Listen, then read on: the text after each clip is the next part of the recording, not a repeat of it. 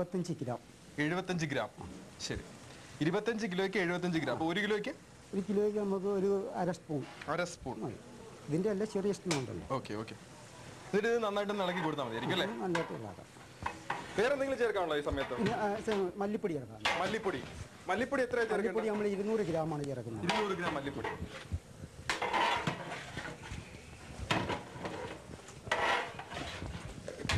നമ്മുടെ ക്യാബേജ് അതുപോലെ തന്നെ ക്യാരറ്റ് ചെറുതായിട്ട് അരിഞ്ഞത് അത് രണ്ടും കൂടി ഇടുക.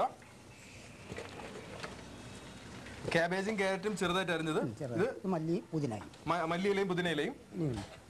ഇത് നമ്മൾ തക്കാളിയും പൈനാപ്പിളുമാണ് നമ്മൾ ഇപ്പം ഇടുന്നത്. കുറച്ച് തക്കാളിയും പൈനാപ്പിളും ഇടുന്നുണ്ട്.